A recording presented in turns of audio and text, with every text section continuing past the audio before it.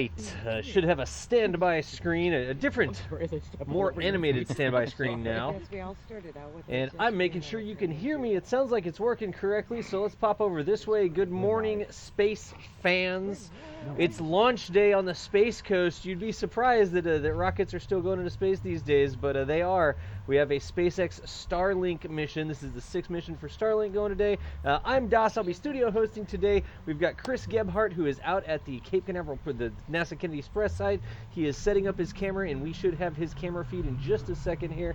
Let me know that's everything okay, because I've got I've got YouTube chat on my phone. I'm like reading it on my phone here, and apparently this is the manual for the camera behind me as well. We were working a slight issue with the camera this morning, but it looks like we're good, and make sure we are okay. Status check, are we good? Can y'all hear me okay? And is everybody awake this morning? It's super early, especially if you're on the West Coast. It's like what? 7 to 8, carry the 3s, 5 a.m. or something over there. 8:16 a.m. here. We're standing by for this 9:22 launch for the 6th Starlink mission from Cape Canaveral today. This is SpaceX putting 60 more broadband internet satellites up into orbit, where eventually they'll be part of the massive Starlink constellation, bringing broadband internet down to everybody who's staying at home lately, I guess is the right way to put it.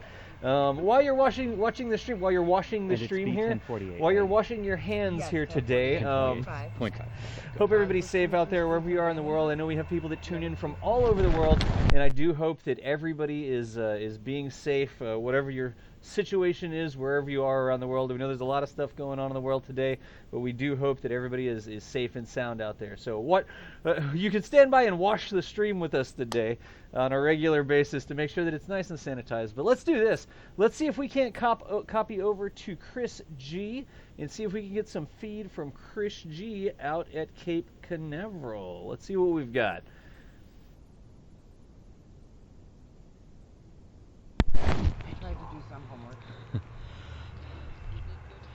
All right, well, good morning, good evening, good afternoon, good night, wherever you are watching from around the world, especially if you are in Italy or France or Germany or Belgium or South Korea and you are on lockdown, or if you are self-isolating or social distancing here in the United States.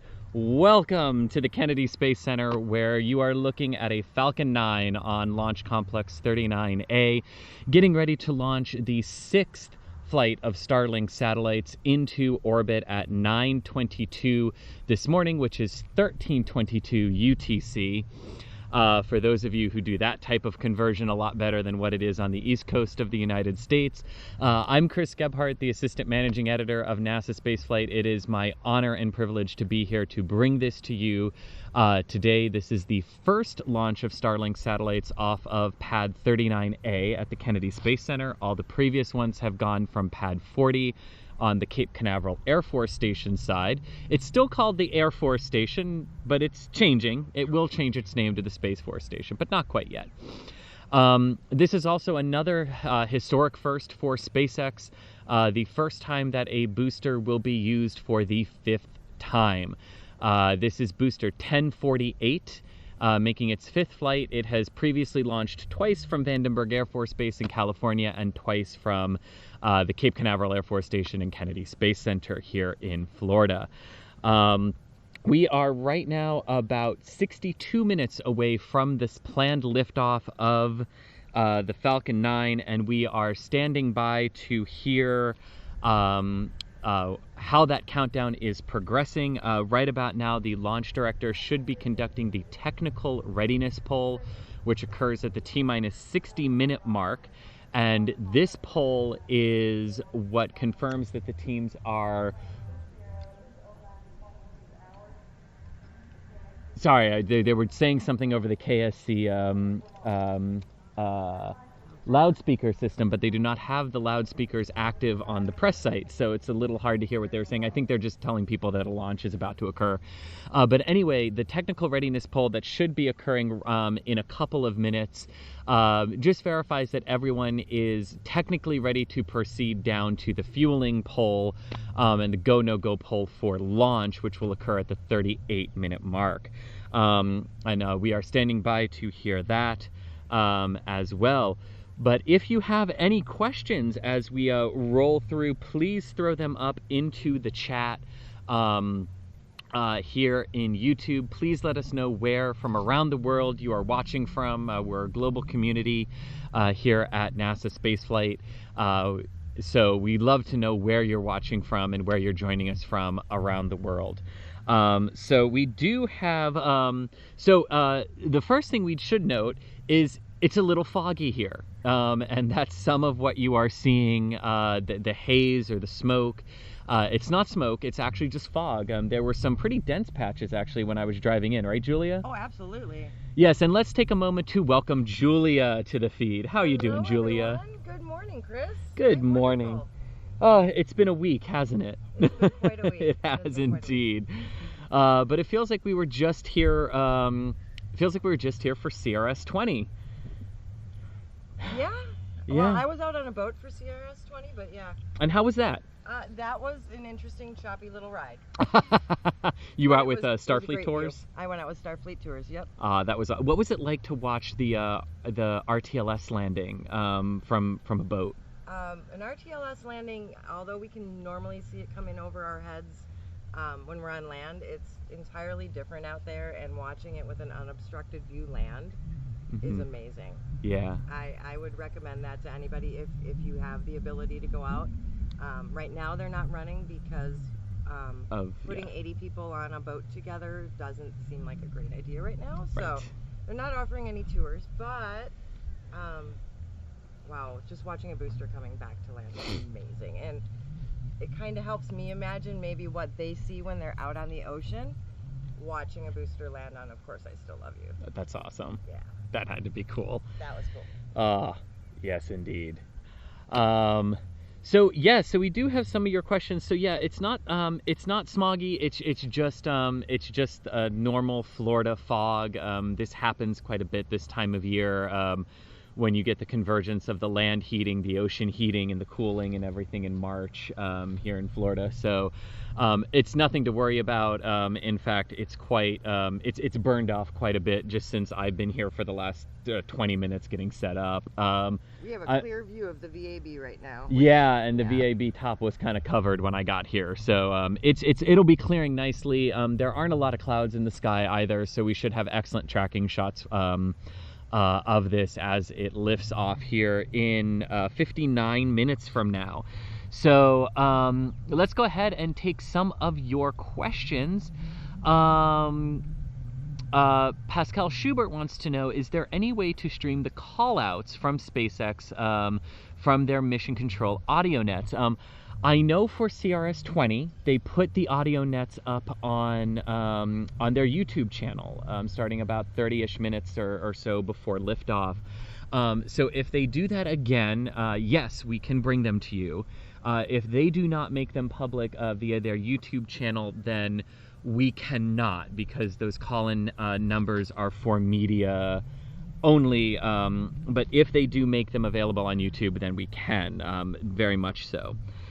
Microsoft Mary 404, I like the 404 error code joke in there. That's good. Is asking, where are we? Are we on the NASA Causeway? No, we are not on the NASA Causeway. We are actually at the press site right by the countdown clock and the flagpole. So we are 3 miles away from pad 39A, about as close as they let people get. Or at least us in the media get. I think you can get close. You can get closer to a Falcon 9, but they don't let us. No, they don't let us, and nor I do like having my hearing. So no, that's true. Yeah. I think it's about 1.5 miles, right? Is about where the road barriers are for a Falcon 9. Yeah, the roadblock is just down the road, basically right where the crawlerway splits. Yes. So if you look on satellite view. Or if Michael or Das behind the scenes, if you can grab a clip of or a screen grab from Google Earth where the crawlerway splits to go to A and to B, that's where our roadblock is. So that's where nobody can get closer than that to the Falcon 9. But when launches of the Falcon 9 happen from pad 40 over on the Cape side of things, the Atlas 5 pad, which is only about 1.5 miles away, is still open for business.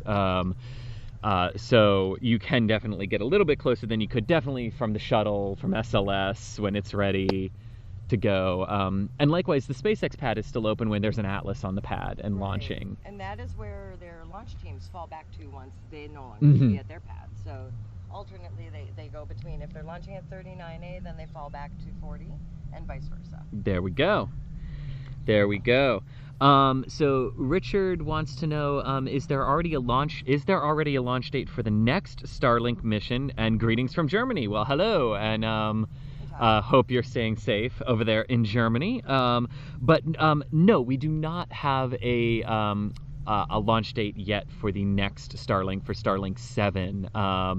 And really that's kind of what they've been doing, is you get through one and then you get the date for the next. You get through one and you get the date for the next one. Exactly. I think they're finding with wanting to preserve the boosters more, it's almost becoming a mission essential piece of our pie. Really making sure that we can get the recovery done and brought back home. Right. Because they have been known to delay for weather now because of weather at sea. Especially for their Starlink missions, which are just them, right? Exactly. So they can afford that delay if recovery at sea is a problem. But recovery at sea does not appear it will be a problem. All of the risk criteria were extremely low today. Really no concerns with upper level winds or sea states or anything like that for launch and landing recovery. 90% plus chance of acceptable weather. The only concern they did have was cumulus cloud violation rules. There's not a cumulus cloud in the sky. In fact, all the clouds that you're seeing behind the pad and behind the Falcon 9 are pretty much the only clouds that we've got. There are a few like high altitude cirrus clouds over the VAB, but if you turn back to the west and look that way, it's absolutely crystal clear. So let's run through just a little bit of what to expect today. The go, no go poll for fueling will occur at the T-minus 38-minute mark, and fueling of the Falcon 9 will begin 35 minutes prior to liftoff. That fueling sequence begins with the loading of RP1 kerosene and densified liquid oxygen simultaneously into the first stage booster of the Falcon 9, while RP1 kerosene alone flows into the second stage. Then at T-minus 17 minutes, the RP1 kerosene load more or less closes out on the second stage and goes into what's called stable replenish, where they're only putting enough in to replace what's boiling off in the tank. And then at T-minus 16 minutes and counting, the densified liquid oxygen begins flowing into the second stage of the Falcon 9. And that's for efficiency. It's more efficient to load both the RP1 and liquid oxygen into the first stage at the same time, and it's more efficient to load the kerosene first and then the oxygen second into the second stage as well. Not only is the booster being reflown, being flown for the 5th time, the first time a booster will fly 5 times, but the payload fairings are reflying again. And Julia, tell us a little bit about the payload fairings. So the payload fairings were from a prior Starlink mission last year. They were both scooped from the ocean, so they were missed catches. But although they were missed catches, they used that secondary net to scoop them out of the water and bring them back, reducing the amount of time spent in water. So both of these fairings you're looking at launch are reuse. There is just a flag painted on one side, no Starlink logo. So, which has become the norm, because they don't want to take the time to, and this makes sense, right? Like, you wouldn't want to waste time painting a fairing that could delay, then just scooping it out and having a fairing that you could use really for any mission, right? Yeah. Exactly. So I don't think there's too many payload fairings to reuse quite yet. They're working on that. Both fairings came back from the last Starlink mission damaged, so I don't think there's going to be any use for those. Probably not. No, and of course during CRS we didn't have payload fairings, so this is one of those things where they're going to have to be building up their supply for reuse. Julia. Copy does. But otherwise, yeah, the fleet's all ready to go. Everybody's in place, and they've detached from that Of Course I Still Love You ASDS, and we're here. Yeah. And of course they're going to attempt to recover the payload fairings again on this one. They're going to try to catch them in Go Mischief and Go Mysteries nets, but they can always pluck them out of the water if they need to for reuse again. Those payload fairing catchers, Go Mischief and Go Mystery, are 730 kilometers northeast of the Kennedy Space Center, off the North Carolina, a couple hundred kilometers off the North Carolina coast, waiting to catch the payload fairings. And of course, I Still Love You, the autonomous spaceport drone ship, is 630 kilometers northeast of Kennedy Space Center, off the coast, a couple hundred miles off the coast of Charleston, South Carolina, waiting to catch the booster. I did have this question, and we're going to take all your questions. All my producers, Das and Michael and Jared, are all sending me your questions, so if you've got them, keep throwing them up into chat. We're going to get to them. Trust me, we still got 50 minutes. All right, we've got a lot of time to talk. So we've got time to talk, but definitely, you know, one of the things that I got a question about yesterday was, did we ever find out why the booster from the last Starlink mission performed the soft water landing instead of landing on the drone ship? And the answer to that is yes, we did get that answer. Hans Koenigsmann, Vice President of Build and Flight Reliability at SpaceX, said at the CRS-20 pre-launch news conference that what happened is it wasn't a technical failure. It was not that they ran out of propellant. This is why I had kind of cautioned about calling it a failure until we knew exactly what it was, because it turned out to not be a failure. It turned out that the upper level winds were just much stronger than were predicted. And because we can't launch weather balloons in the middle of the ocean, right, we have to go by what those predictive models tell us. And they ended up being a lot higher than normal, and it blew, or than predicted, and it blew the booster a little bit too far off course. And what the booster's computer logic realized as it was communicating with the drone ship was that it didn't have enough propellant to safely correct its flight profile to get it back on course and land in the drone ship instead of running out of fuel and impaling the drone ship trying to get to it. And the computer logic for these boosters is always written to protect the drone ship and protect the landing pad. And if something goes wrong, which it didn't in this case, or your computer logic determines that you can't make it back because you get blown off course, to soft land in the ocean and protect the drone ship. And that's exactly what happened. And the booster did land softly in the water, was floating intact, but they scuttled it because it was way too far out to sea to safely get it back. Which was a big difference with the CRS-16 booster that water ditched here at Cape Canaveral in December of 2018, but they could get that one back because it was just right here, and it was easy to tow it into, and it was easy to just tow it back into land. Yeah. Exactly. So the only thing we really could have hoped from that booster to bring back would have probably been those fairings, or not the fairings, the grid fins. Right. The problem with the grid fins is they are so heavy, and there's really not equipment on those ships to recover them. We don't have cranes out there, just like we don't have the weather balloons. We don't have a crane out there. We really don't have winches on those decks. Those decks are closed decks, and the way that the fairing catchers operate, they're rigging. They're very rigging dependent, so there's no room on the decks to have that open deck and bring things down with a winch. So yeah, you're pretty limited. The grid fins would have been ideal, but I do believe, my guess is the grid fins were the first thing to sink if there was any breakup of the boosters. So yeah, once you have waterlogged Merlins, no Merlins to be used. So yeah. So it looks like we actually answered quite a few of the questions. Human wanted to know, are both halves of the fairings being reused? And the answer is yes, both of them. So the complete fairing is reused. Bhavesh Gupta wanted to know, will they attempt to catch the fairings? Yes, they will. And if they can't, they'll pluck them out of the water if they land successfully. Kathy Ram Lee wants to know, will the coronavirus outbreak affect upcoming launches? It's a great question. Yes. We don't really know the answer to that yet. We've already seen that it did definitely affect launches in China because most of China's rocket production factories are in Wuhan province, where we believe the outbreak originated from. But with a place that got hit really, really hard by the outbreak, and a lot of suffering there, but a lot of preventative measures that went on there as well. So We've definitely seen China take a hit in its launch campaign, but they are back and they are launching again. They launched earlier this year. Long March 7 is coming up this week from the Wenchang launch facility, an island off mainland China. Exactly what impact it will have on the U.S. launch schedule, we don't know yet.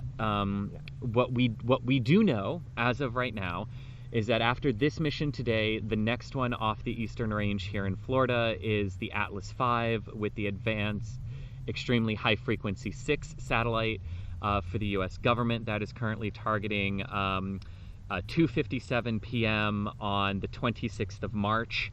That will be followed by the next SpaceX mission that's currently on the manifest, which is the SAOCOM 1B launch of an Argentinian Earth observation satellite. That will be the polar orbit mission launching from Florida, the first one in 60 years.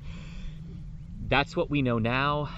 Looking a little more globally, Russia has the crew launch on the 8th of April up to the International Space Station with 2 Russian cosmonauts and 1 American astronaut. We do know that the crew is in quarantine already for that one. They entered quarantine a little bit earlier. They are not doing a lot of the traditional pre-launch stuff that they normally do, like going to the Gagarin, like all the tours that you normally see them do, and all the public activities are out in the open activities where they would be interacting with people. That's certainly a change. There's a cargo resupply mission going up to the station after that from Russia as well, that we can probably expect a bit more stringent look at cleaning and everything. But everything is already cleaned a lot going up to the space station. But we just don't really know. We need to see what happens, and we can only really speak right now for the United States. There are potential, we were hearing yesterday, domestic travel restrictions that are coming. States are able to do their own thing. So unlike other countries that we've seen so far, right, where the national government, like in Italy and France and China and Belgium, have been locking down nationally, the states, each individual state here in the U.S. has the ability to do that as well. And until they can get a better handle on how many cases are out there, what the ramifications are to make sure our healthcare systems aren't overwhelmed, we really don't know. But once we do, we'll definitely let you know. Absolutely. So what I was seeing and hearing is that the folks who work at Kennedy Space Center are being encouraged, if they can, work from home, which means that there's a staging as to degrees of severity and suggestions for working from home or how operational this facility is. Without a confirmed case of the virus at this point, Kennedy is at a stage 2. And stage 3, I believe, is their highest, which is closed and work from home. At stage 3 is when they do work from home. It becomes mission critical only as far as personnel. So and that's what that happened means, at Ames, right? At yeah, the Ames Research Center. Ames is at mission critical only. What that could potentially mean, maybe in coordination with the Air Force, there would still be a launch, but perhaps media would not be able to come out. Right, because the public affairs officers would not be deemed critical in that regard, right? I mean, in a lot of ways, what it would mirror is government shutdowns here in the United States, where national defense or interplanetary missions are still usually allowed to continue processing and launch if need be.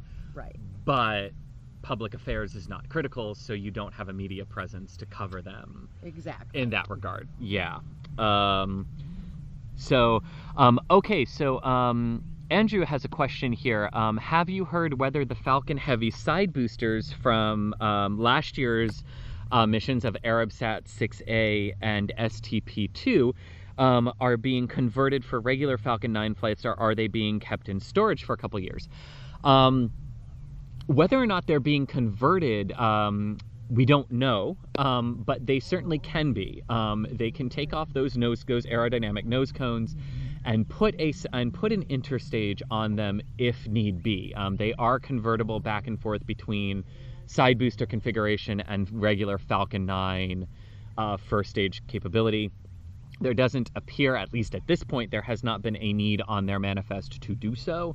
But knowing SpaceX, if that need ever did arise, they would definitely look into it. So it's a good question. So they are technically right now in storage somewhere. But yes, if they need to be converted, they can be. And again, Andrew is specifically referring to the side boosters of the Falcon Heavies, which are just Falcon 9s, more or less just Falcon 9s with aerodynamic nose cones instead of interstages on top of them. Jared, thank you so much for the super chat there. Moonman, thank you again. We really do appreciate it. You know, I love bringing you all of this stuff. I love sharing this and the ability to do so. I'm happy that you all really appreciate it from wherever you are watching around the world. I really hope you appreciate this, and at least you can feel a little bit like maybe you're here with us as we work toward launch and as we launch. And Moonman specifically wanted to know, why is this going from 39A and not 40? Well, it's a good question. And the bottom line is SpaceX's manifest is really, really busy this year. They have the 2 pads here in Florida, and the only restriction that the pads hold is that Falcon Heavies can only launch from 39A, and crew missions can only launch from 39A. Other than that, regular Falcon 9 flights can go from either pad. And in order to keep that cadence, in order to keep going at what we need to, which is about a launch every 2 weeks for SpaceX, we're going to see this back and forth a lot more this year from 39A to 40. So this one is going from 39A because, as the manifest laid out, you had CRS-20, which went from 40 earlier this month, and now you've got Starlink 6 about a week later. And there isn't quite enough time to turn 40 around. They could, but there isn't quite enough time, and why would you kill yourselves, you know, or work yourselves really hard trying to do that when you've got another pad that you can use? The other main reason, too, is these missions were originally 2 days apart from one another. Exactly. They have ended up slipping due to natural schedule stretch and everything to be about a week apart from one another, but they were originally March 2nd for CRS-20 from pad 40, and 2 days later, March 4th from 39A. So that was part of the calculus as well. And then you have all the hardware already there at the pad, so you're not going to spend time hauling all of it over to another pad when you can just launch it from one pad. But we are going to start seeing that back and forth between 39A and 40 a lot more this year. But of course, as we get closer to Crew, the debut of Crew, which right now is no earlier than May, for the Demo 2 flight with Bob Behnken and Doug Hurley on board up to the International Space Station, you'll see them start to protect that pad in 39A a little bit more to protect that schedule. But then once that mission goes, it frees up the pad and you can go.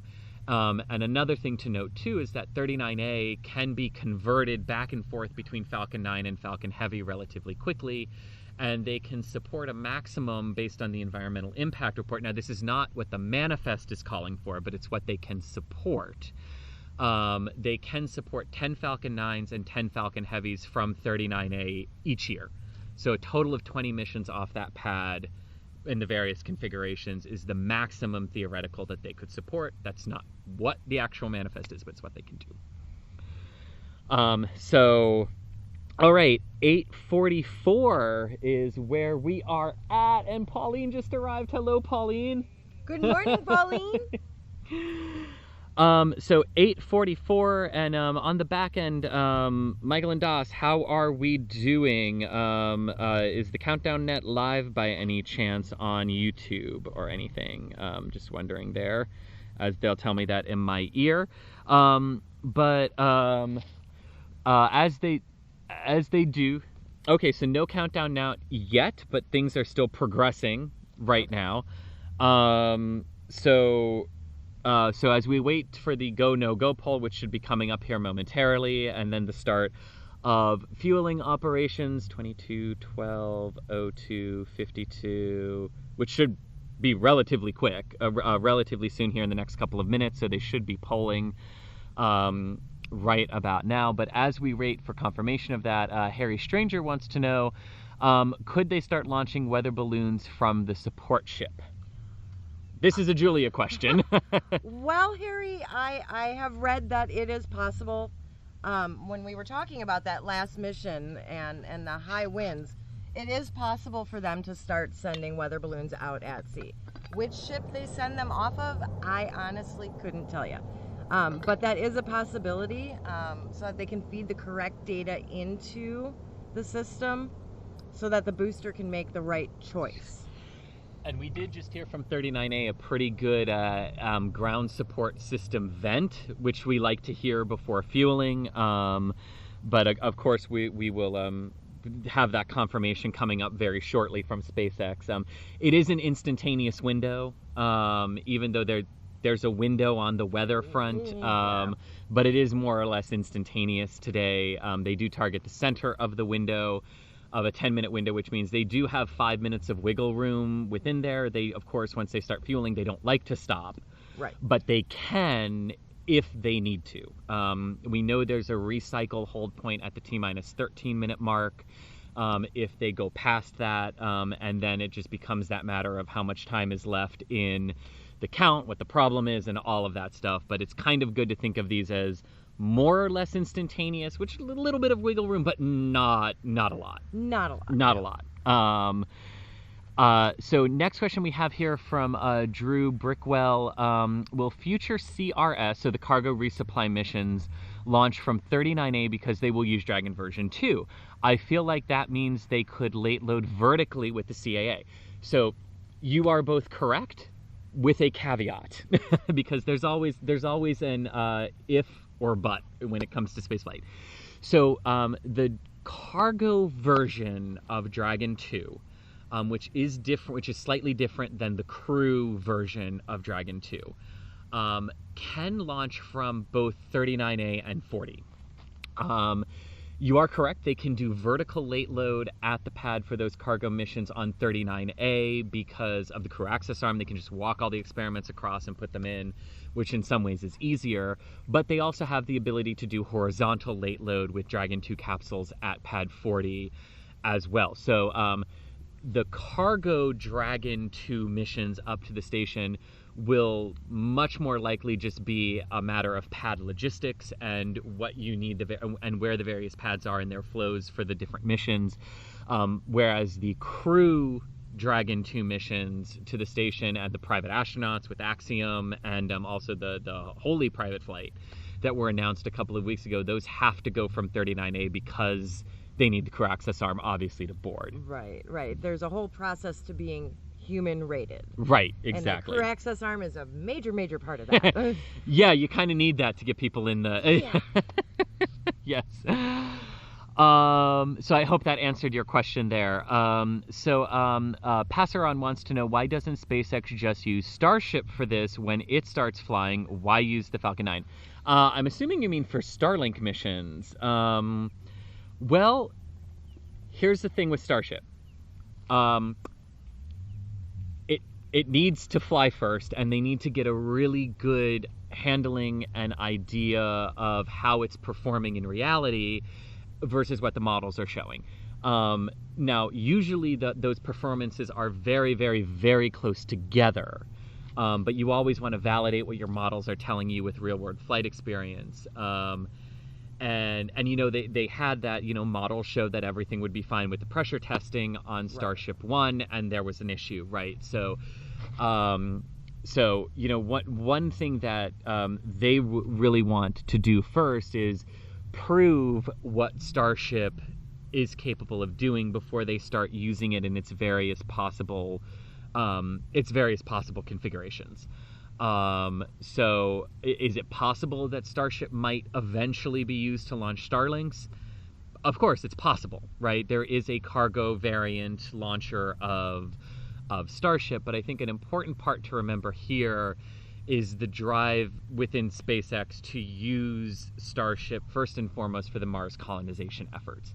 And that's where the focus will be on it before you start seeing a focus transitioning to, you know, the launching of payloads and stuff like that, though that will certainly come. And I'm not saying they won't overlap. I'm not saying that there won't be, you know, synergy between those two. Just that, you know, a good thing to bear in mind with Starship and all of its various capabilities, including Earth point to point, is that first and foremost, this is our Mars transport vehicle and our Mars colonization vehicle, and that's going to be the key.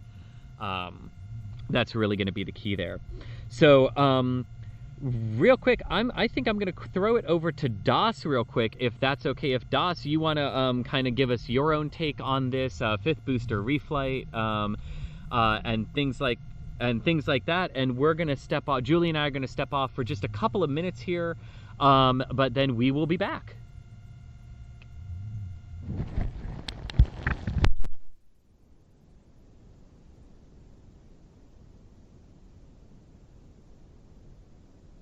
Like that. That's online. Mic check. I'm sending audio. And let's go back to me. There we go. Is this me?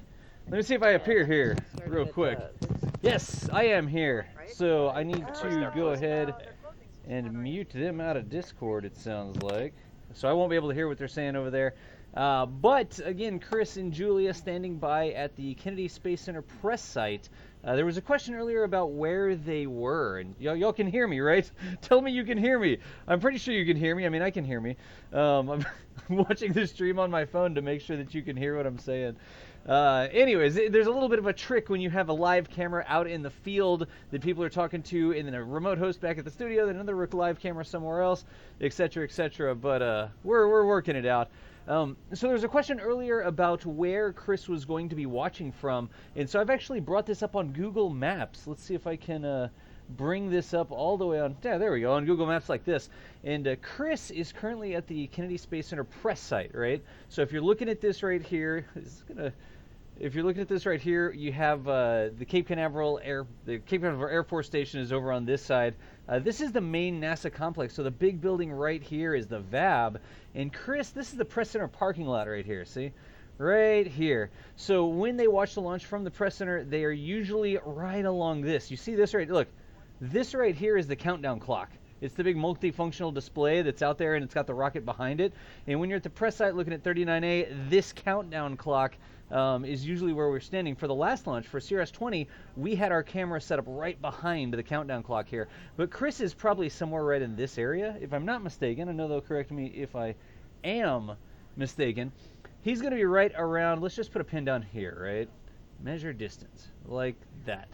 And then the launch pad that he is watching is going to be right, there's the observation gantry, there's the SpaceX HIF, and there is 39 right there. So Chris is just over 3 miles, almost 5 kilometers away from the launch pad. So when you see that view, that's not us taking a SpaceX camera or anything like that. That's Chris G. He's out there. He has a camera on a tripod, and that is the view just about from 3 miles, just under 5 kilometers away from 39A where that launch is happening today.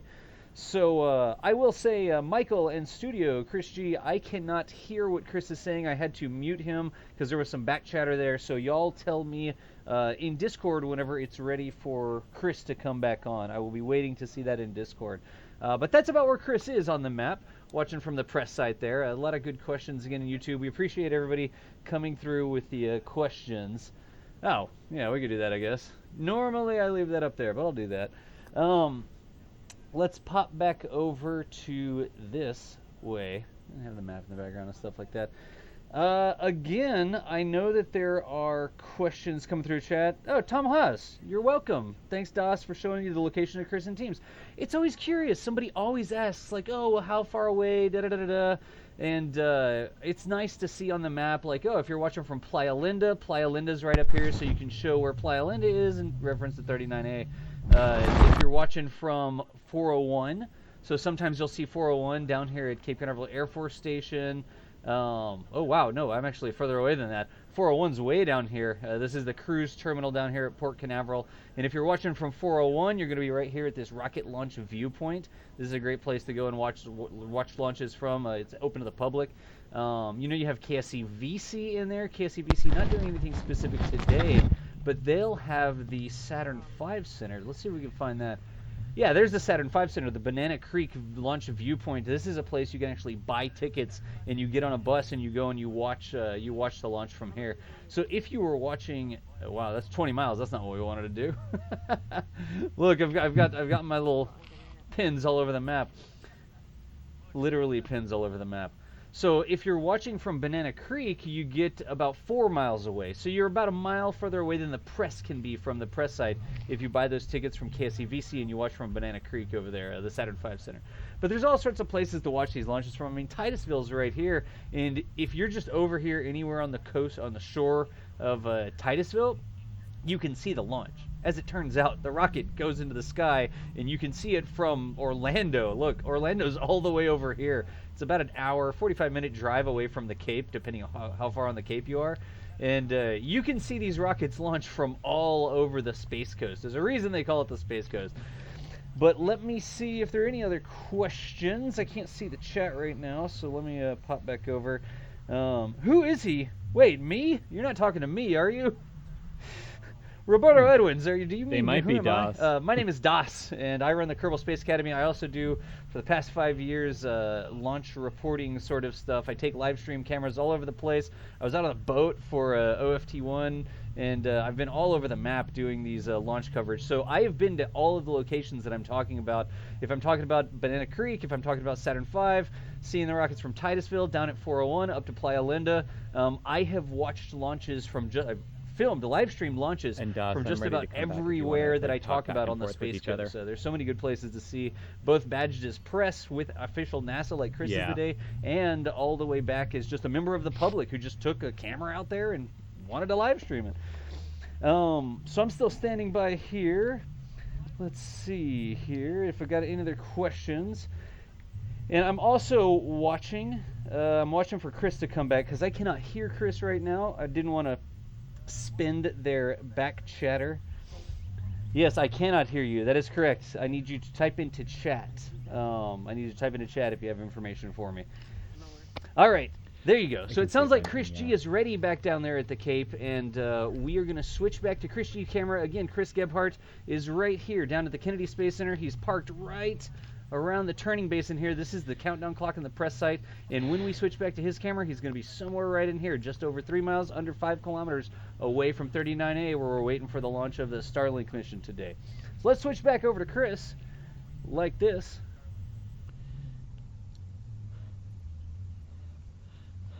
And look at that. I'm back, and you can see some venting of the Falcon 9 as we were away there, just making sure that we knew what was going on. Fueling has definitely begun. We are on track for 9:22 or 13:22 UTC here.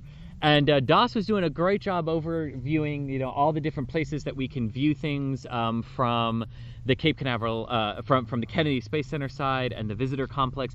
It is worth noting that beginning tomorrow, Monday the 16th, the Kennedy Space Center visitor complex is closed until further notice due to the coronavirus outbreak. So there is no guarantee for the Atlas mission and the Falcon 9 mission that are left at the end of the month here, that those viewing locations will be open to you on base. But of course, there are places to watch if you are coming out. There are places that you can watch from Titusville and from the port and everything like that. But under normal operations, those are great places to view and some of the closest that the general public can actually get. Including, and I think, Das, you also covered Playa Linda Beach, which is an awesome place to view launches from 39A, because you have a total unobstructed view of the rocket. We have a couple of questions here too. If you've got questions, throw them back up into chat. My colleague Das handed it back to me. I'm Chris Gebhardt. I'm the assistant managing editor of NASASpaceflight, and I am here with my wonderful colleague, Julia. Julia, introduce yourself. Hi, everybody. I'm Julia Bergeron. I am a contributor and photographer for NASASpaceflight, and today I'm here live streaming with Chris. More often than not, you find me in Port Canaveral following the fleet home. Yes, or out in boats, right? Like Or literally out in following boats. them home. Like Exactly. All right. So if you've got questions, throw them up. Also tell us again, where you're watching from around the world. I hope that this brings a lot of you some happiness and some time away from the other thoughts that you've got. It should be an absolutely gorgeous launch. Julie and I were just talking about it, and you tweeted that picture, right? Which picture? I've tweeted a lot. The picture of the plane contrails. Oh, I'm about to tweet Okay, that. so Yes. Julia is about to tweet, and we'll get this up on screen for you too. There are rare moments where the atmosphere is just right that the contrails from planes stay in the sky, and you can clearly see the airspace closure around the Cape Canaveral Air Force Station Kennedy Space Center and where the planes are routed through. And you can see that perfectly today. So Julie's going to tweet that out because it really is kind of cool to see that. But we have John Sidaway saying good morning from Vermont, one of the northern New England states here in the U.S. And he wants to know, are there any April launches? There are. There are a couple of April launches. There's definitely a Starlink in there in April. I don't know where the Atlas schedule actually shook out with the delays to AEHF-6, and we probably won't know that for a while because it takes about, an Atlas with solid takes about 4 to 5 weeks from stacking to launch.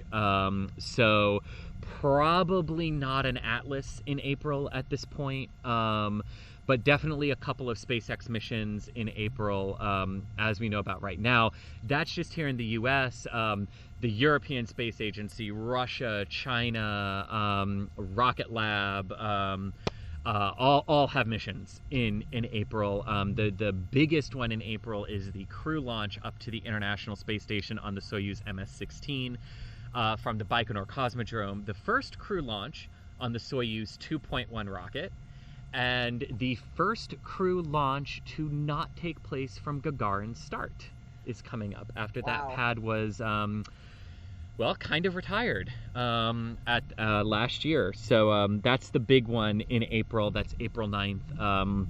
And there's our huge T-minus 20-minute vent right on time. Look at that go. Look at that go. Oh, let's just take a second to admire that. That's absolutely gorgeous. I'll tweet that. All that gas. So what you're seeing there, that is gaseous oxygen venting from the first stage of the Falcon 9. As that densified liquid oxygen is pumped into the tanks, it does begin to heat up a little bit, and it boils off, and you have to vent that excess boil off to make room in your tank. The pressure's right. And that's what we're seeing, and right on schedule, T-minus 20 minutes. That's exactly what we want to see of the Falcon 9 right now. There will be another big vent like this at the T-minus 2-minute mark, which is another good visual indication that all is well and proceeding on course. So at 20 minutes to go, here's what happens now in the last 20 minutes of the count. At T-minus 17 minutes, RP1 liquid kerosene load into the second stage is completed and transitions into what is known as stable replenish, where they're basically just pumping enough in to account for that boil off of the RP1. At T-minus 16 minutes, the densified liquid oxygen begins loading into the second stage. All of this is happening while RP1 kerosene and densified liquid oxygen are flowing into the first stage simultaneously of the Falcon 9. At T-minus 7 minutes, we begin engine chill down of the first stage, which is opening some of those propellant valves in the engines and letting some of that densified liquid oxygen flow down into the engines to thermally condition them for launch. Because what you don't want to have happen is engines to go from ambient air temperature of about, what would you say? It's about 72, 75 degrees here right now. It's a very comfortable. Yeah, very comfortable. Yeah. But that's not comfortable for the engines. We need those engines super cold because you don't want to shock the engines with a sudden rush of super cold propellant at engine ignition. So you start that engine cool down 7 minutes prior to liftoff. So that way, when the command to light the engines is issued at the T-minus 3 second mark, those engines are properly conditioned for that sudden flow of the super cold propellants. We will also have pressurization of the tanks for flight, ground gas, closeouts, as well as final purging with liquid nitrogen of the, or gaseous nitrogen rather, of the fueling lines on the ground and on the transporter erector. We'll have the pullback of the strongback to 88.5 degrees. And then Falcon 9 will go into startup, and we'll have the final go for launch notification at around the 45-second mark prior to our anticipated liftoff at 9:22. It is more or less an instantaneous window. They have a little bit of wiggle room here, about 5-ish minutes, but not a lot. They can hold if need be, and then it would simply be determined, a determination of what the issue was and how quickly they can fix it and get back if they can make it to the end of the window. So as we are ticking down toward launch, 9:22 a.m. Eastern Time, 13:22 UTC time, we have a question here from Passeron that wants to know, do you ever think SpaceX will be allowed to fly over land with a return to launch site landing? I would highly doubt that, at least under the rules that we have now. All of the trajectories that there are for the launches out of Cape Canaveral and Florida, be they the high northeast inclinations like Starlink missions or the southerly routes like SAOCOM 1B will take at the end of the month, are all designed to avoid land overflight of a returning booster. So we don't have a need to do that. Now, of course, Starship, right, the environmental impact report for Starship landings back at 39A, or the landing zones here at Cape Canaveral, of course, have them coming in. They're in orbit, right? So that's all dictated by orbital mechanics, has them coming in over Florida, sonic booms, just like the space shuttles used to do as they came home from their missions. But in terms of return to launch site, I don't see a way that the FAA gets super comfortable with that. And really just because of the assets that are here on the Cape, right? And the only way we'd really have to overfly land to come back on an RTLS, return to launch site landing, would be a southerly route of the booster into one of those polar orbits. Like I said, the corridor that the Air Force opened up allows for non-land overflight return to launch site landings of the Falcon 9s. So there's really no need to do that. But of course, this is all changing, right? And if Starship does end up doing point-to-point, right, there are things we might get comfortable with in the future. Just because it's not present right now and we don't have a need to do it with the Falcon 9s doesn't mean we might not with Starship. But of course, Starship is a whole different animal and a whole different beast in that, you know, so much of its propellant is needed to get to orbit in a reusable configuration that these things will most likely be landing on drone ship. Those super heavy boosters will most likely be landing on drone ships downrange or performing return to launch site landings themselves. But since their launch tracks are out over the open ocean, their return to launch site landing tracks are just backwards over that same corridor. Exactly. So you don't have a need to overfly land on these. Yeah. Anything to add there, Julia? No, I have nothing to add there. No, it is a lot more rare to actually even have return to landing zone 1 right now because so many missions have been requiring that extra boost, which has them then landing on, of course, I Still Love You. So that's why CRS-20 was such a treat. Yeah, CRS-20 in early March was the first one since, I believe, the CRS-18 mission in June or July? Yeah. In July or August, because CRS-19 did an extra long burn because they were leaving the stage in orbit for a little bit longer. That was so disappointing, too. You were out there. You want to tell them about that? Because you were out there hoping to catch it on the boat, right? No, was that I one? was out there for 18. No, 19 was just disappointing because I wanted so bad. It had been so long since we saw a return to LZ1. True. So, yeah. Again, if you're just joining us, I'm Chris Gebhardt, the Assistant Managing Editor of NASASpaceflight. I'm here with my colleague, Julia. Hello. And we are about 12 and a half minutes away from the scheduled liftoff of the Falcon 9 here with the 6th batch of Starlink satellites. A quick recap, this is the first time a SpaceX booster is being used for the 5th time.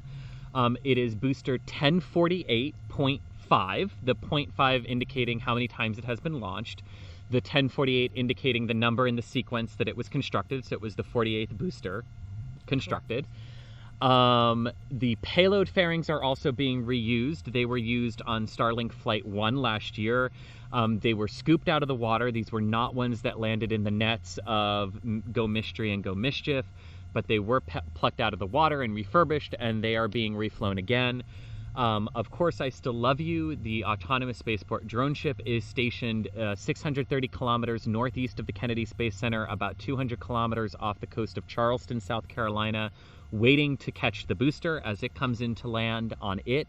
And Go Mischief and Go Mystery are 730 kilometers northeast of the Kennedy Space Center, waiting to catch the payload fairings. And they are about 300 kilometers rather off the coast of North Carolina. So that is where the recovery fleet is currently stationed, waiting to catch everything but the second stage. The 60 Starlink satellites on board today are scheduled to separate shortly after the launch phase is completed. They are not doing the long coast and separation an hour after launch. This is what it was on the last time, about 14.5-ish minutes, a give or take there after liftoff. So they will be in an elliptical orbit when they are released from the top of the second stage of the Falcon 9. And again, we are now just about 10 minutes, just over 10 minutes away from the launch. So we are definitely getting into the business end of the countdown. If you have any questions for us, go ahead and throw them up in the chat. Even if you think it's a question that's already been answered, my production team behind the scenes, Michael and Jared, will push them to me, and we will get them answered for you. We'll get them answered for you again. SpaceX has taken extra steps to better understand the weather prediction environment out there. Of course, upper level winds are not an issue for liftoff, for landing. It's very clear and calm here in Florida, and very calm in the landing zone. All the sea states, the upper level winds were all very, very low on the 45th matrix here. And the only concern that we had here for liftoff concerns were cumulus clouds, a 10% chance of those, and there are no cumulus clouds anywhere in the sky. So we're not tracking any weather issues that would delay us. So if you've got a question, let us know. So Christopher Watson wants to know, how long does it take for the satellites to spread out? And he's joining us from North Carolina in the United States. Glad to have you with us. Well, it kind of depends on what you mean by spread out. They do start to spread out very quickly after liftoff, as the teams begin pulsing their thrusters and raising their orbits to the full checkout orbit of a circular 350 kilometers before they're boosted up to their 550 kilometer operational orbit. But the Starlinks are more tightly grouped than the other big constellation that we know of, that we're familiar with, which is the Iridium Communications constellation of 66 satellites. Starlink, of course, will have thousands upon thousands of satellites, so they are more closely grouped, but they do start to spread out quite a bit in the initial days after liftoff. But how quickly? I'm sure they've got an average, but it's kind of mission dependent and satellite dependent, and the orbit they're injected into. Right, I was just gonna say, the orbit they're injected into is going to determine too how fast they're going to separate. And these are injected into an elliptical orbit. I think I saw it was like roughly 190 by 350 is the injection orbit well, where's Declan? Where's Declan? So of course, he's Declan not here. Murphy is not near us, but if you go to Flight Club, that's his handle on Twitter. If you go to Flight Club, he does a lot of the tracking, so that photographers or people who just want to observe Starlink after launch have those opportunities to see them, and he'll show you the orbits. And actually, he is here. He's here, his first yes. Launch. Yes, his first launch. Incredible. Yes, and he's somewhere. I'm not sure where he is. He was wearing bright yellow yesterday. I know, but anyway, that's a great place to go look for that.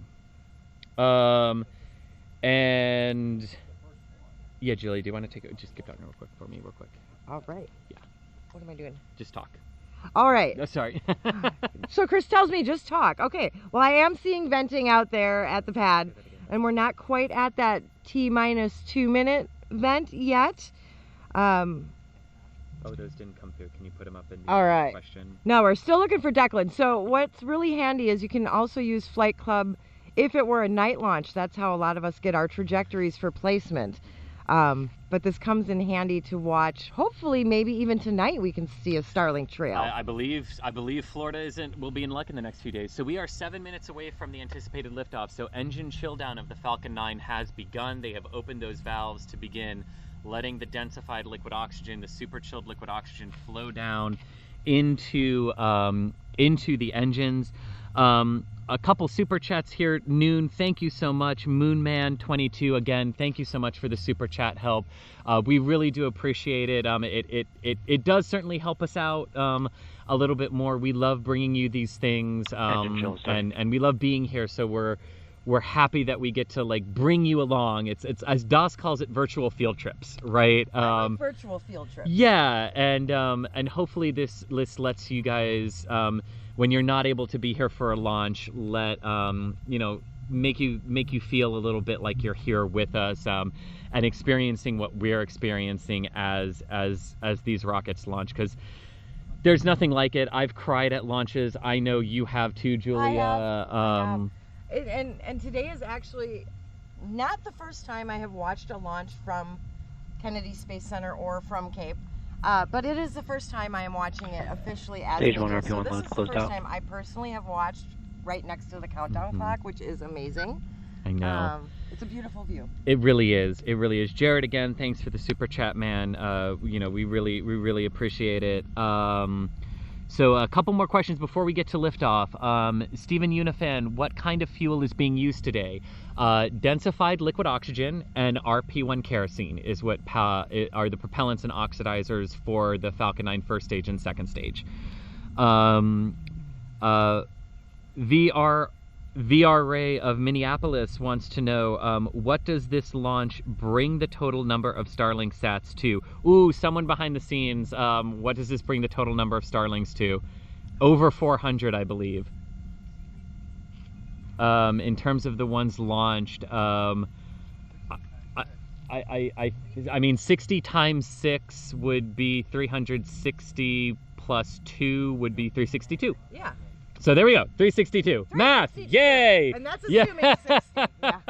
Math. Woo, math on the fly. That's always dangerous when I do that. Yeah. Yeah. So yeah, because there are the well, no, wait. It's 7 times 60 because this is the 6th operational. No. It's 6. No. It's 6 overall. 5th operational and the 2. Yeah. So 362. There we go. We're on V1.0 right now, Whew. which is Starlink. Yay, numbering sequences. Yes. So 6th overall flight. Yes. So. Okay. So we are under 4 minutes away now from our scheduled liftoff. Here. Oh, but one Starlink was deorbited actually. So. This will bring the total number launched to 362, but the total number on orbit to 361. So there we go. There we go. See, it's all over the place. Yeah, this is why I've got people behind the scenes in my ear, because it definitely helps. But that's a great question there. So glad we were able to get it answered. So Gavin wants to know, how many times can the fairings be reused? Which is a great question. I don't think they've said, actually. I don't think we know. And I would kind of venture to think that they've got an idea, but they're evaluating them each time they get them back. So like this is the 2nd time fairings are being reused, but again, it's only these particular fairings' 2nd flight. Correct. So they'll get more data, you know, and everything as they as they keep started.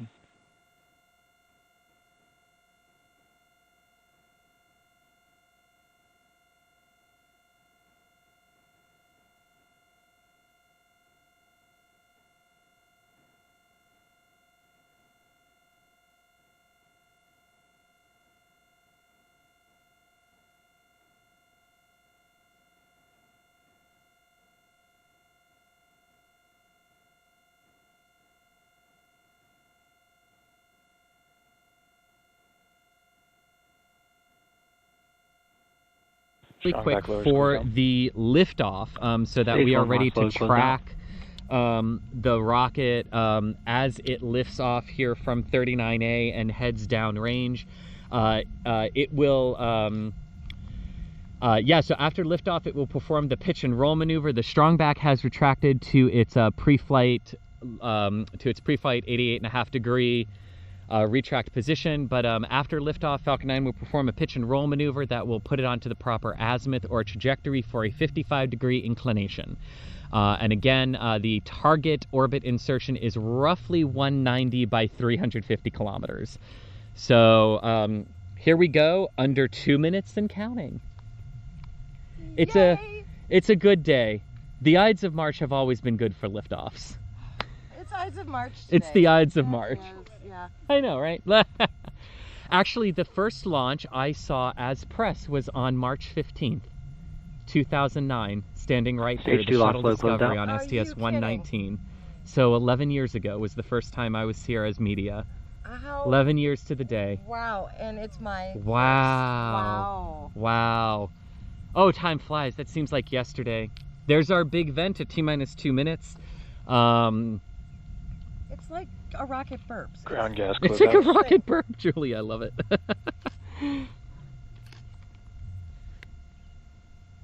I hope y'all got your landing bingo in. Landing bingo came Ah, back. that's right. We did return with landing bingo. Guess where the booster will land on the drone ship. You have less than 2 minutes to do that now. So get to the forum and do that if you haven't already. My hope is maybe, just maybe, I'll go up in a helicopter so that we can verify that position. Give us, like, the 30-second call so out hey, those super chats, that's another thing that could help go toward hear the countdown. giving you Falcon a 9 different startup. view of course, I still love you as they come into port and verifying where landing bingo really did land. So we're about a minute away from anticipated liftoff. At this point, Falcon 9 should be in startup. The tanks are pressing. The tanks have pressed for flight. LDs go for launch.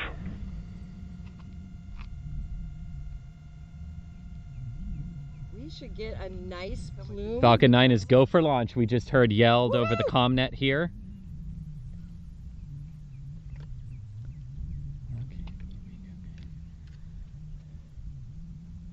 All right, the next major visual thing will be the activation of the sound suppression system, shooting water at the base of the Falcon 9 for thermal conditioning and acoustical protection of the vehicle and the launch pad.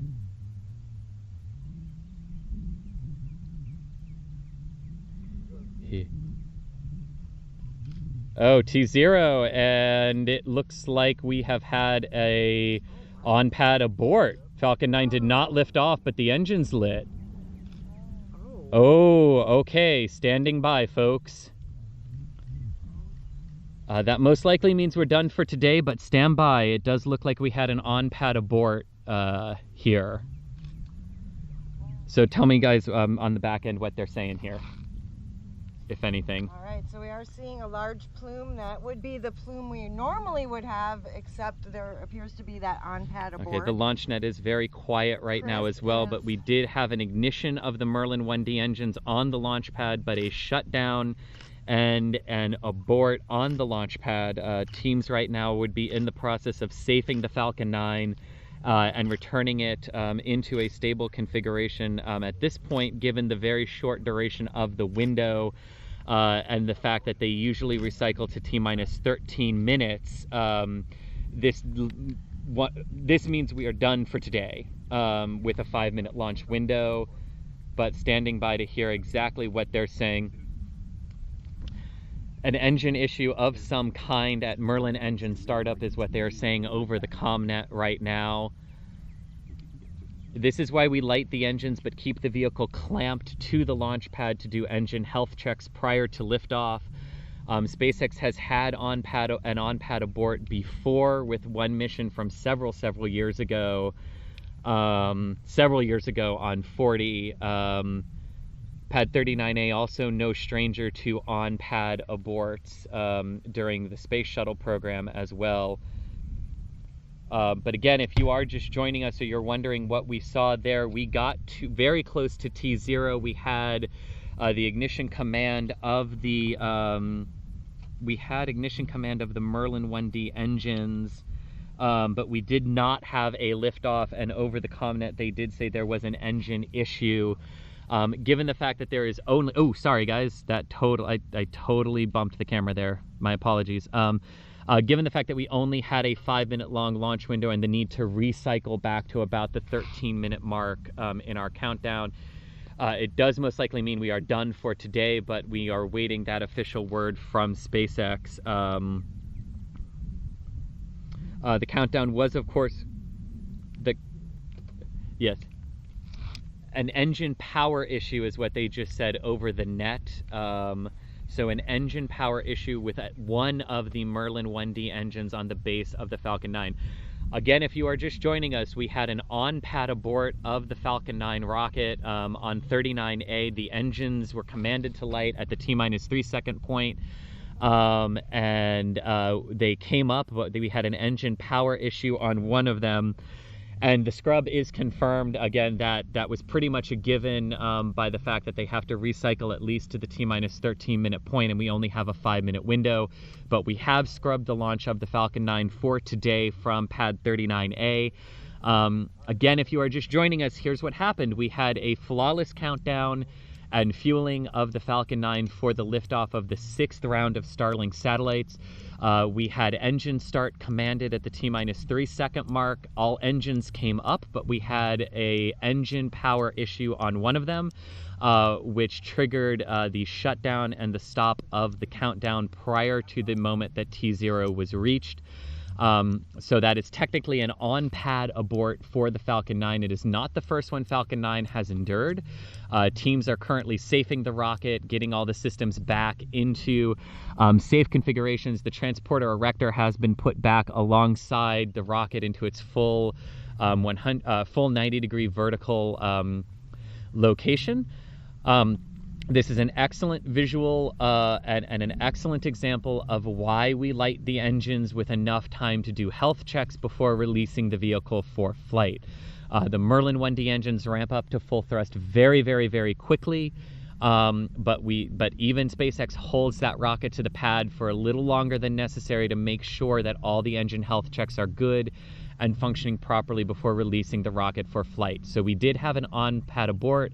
SpaceX is safing the Falcon 9 now and will begin detanking operations momentarily. We have scrubbed for today. No word on when we might try again, depending on what the cause of the issue is with its with an engine power issue. We could be looking at a couple days. We could be looking at a potential rollback into the horizontal integration facility. We don't know yet. So SpaceX will inform us a little later today once they have a better idea of what happened and what the forward path for this will be. This is a great example, too, of why SpaceX having 2 launch pads is extremely important, because a pad abort with one engine, which passed all of its health checks yesterday, right, with its static fire. So this is something that came up between the static fire and today, but it doesn't necessarily, what it doesn't do is it doesn't stop preparations at Slick 40 for the launch of SAOCOM 1B at the end of the month, because they can do dual processing flows. Of course, what the cause of the issue is, that could have a knock-on effect to other missions. We don't know yet. But again, if you were just joining us and wondering what happened, because we were supposed to be talking about, the booster coming in for landing right about now on Of Course I Still Love You. We had a flawless countdown of the Falcon 9, but we had an engine power issue on one of the Merlin 1D engines when they were commanded to light at T-minus 3 seconds that resulted in an on-pad abort for the Falcon 9 rocket. And guys, are they saying anything else on the net, or have they cut that net? They're not saying anything else. Okay. So with that, there's not much more information that we can bring you until they have a chance to look at what the cause of the engine power issue was today. So before everyone goes, I just want to say thank you all for joining us. But if you have not already subscribed to our YouTube channel, please do. Also head on over to NASASpaceflight.com. It's in the link in the description for this live stream. Read our launch preview article for this particular mission. If you are already subscribed or you are a new subscriber for us on this channel, please hit the notification buttons. We promise we do not spam you with anything that isn't nothing but cool rocket stuff and space stuff. Like today, other launches from the Cape, other events, media events that we are allowed to go to. It's our pleasure to bring all of this to you, and your subscription and your support really help us on that front again. So again, real quick to recap, we had an on-pad abort of the Falcon 9 after engine ignition. There was an engine power issue with one of the Merlin 1D engines on the first stage of the Falcon 9. All of these engines cleared all of their health checks and cleared the static fire yesterday. So whatever it was, it's something that came up and affected this engine after yesterday and at its ignition point today. But this is why we light the engines before committing the vehicle to liftoff. And this is why the teams practice these types of things specifically with static fires, because static fires, one thing we don't talk a lot about with static fires is it gives the team the ability to test and practice exactly this: what happens when your engine shut down on the pad after they ignite for liftoff. So that's something that is actually unique to SpaceX in terms of here at Cape Canaveral, but Rocket Lab does it too with their static fire, or no, Rocket Lab does fueling. Rocket Lab doesn't do static fires, do they, Julia? I don't believe they do, no. We'll check on that, but it's definitely here for the US, on the US mainland side of the launchers. This is unique to SpaceX, getting that ability to have that constant practice of what to do, so the team knew exactly what steps to follow today. By this point, the rocket has to be safe, although no one is talking over the commnet. But the rocket would be safe at this point. We have scrubbed for today, and we will wait for SpaceX to tell us what the forward plan is. So from there, Julia, thank you so much for joining us. It was my pleasure. Today, hopefully you'll be able to come back. Hopefully we'll be able to come back, exactly. Depending on how long of a time they need to correct the issue. Whoops, and I ripped the microphone right out of my ear. Depending on how long it takes for them to fix this issue. But thank you all for watching. I'm Chris Gebhardt, Assistant Managing Editor of NASA Spaceflight. It's been my pleasure to bring this to you today. And Julia, thank you, and hopefully we'll be back soon. But we will let you know as soon as we do. Until then, signing off for NASA Spaceflight. Have a great day, and definitely stay safe out there, everyone.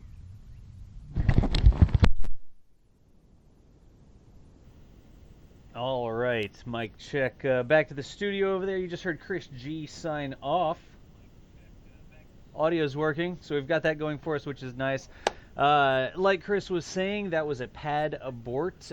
The rocket actually did that abort itself. Sounded like an engine power issue with the rocket. It got down to T-0.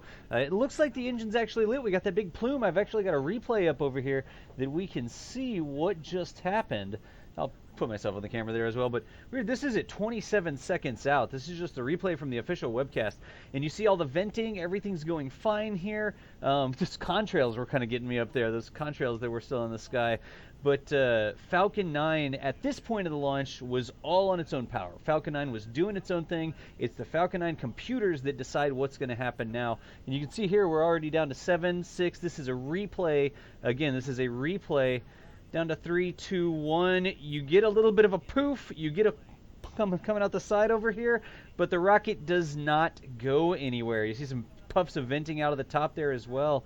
That is not a launch, but again, like Chris was saying, that is a good thing. That is one of the, I guess, superpowers of a liquid engine.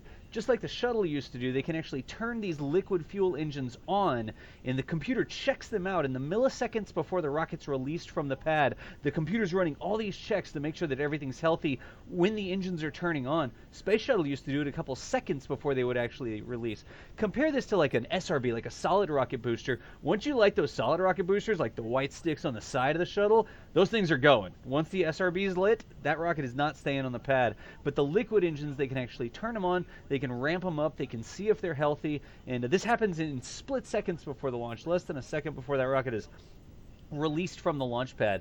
And apparently this was the SpaceX host telling us that they had an abort, and they did not know, they didn't have any more information on that. They were listening to the launch net. But again, it was a 10-minute window today. A lot of times rockets will launch in windows depending on where they're going and what sort of trajectory they're going on, right? And the window today was 10 minutes, but SpaceX was targeting the middle of that window, I believe. So math, 22 minus 5, 9:17. So I guess the window might have opened at 9:17 and ended at 9:27. And if my information is correct, they were targeting the middle of the window, 9:22. But because those engines lit, there's no recycle. It's not like they have an hour to say, oh my gosh, what happened? Especially because the engine's lit. Usually when you see the engines light and then shut down on a pad abort like that, that rocket's not going anywhere today, and probably for a couple days if I had to guess. The official information from the SpaceX stream was to follow them on social media if you wanted to know what the updated date was going to be. So anyways, I think we've got this. I think we've got that. I know Chris was answering a lot of good questions. If you're looking for something to do, in the meantime, you can check out NASASpaceflight's website. We've got forums, we've got articles. You want to read about the mission, you want to read about Starlink, you want to just get lost in articles and space information. NASASpaceflight.com is a... I'm not supposed to say this.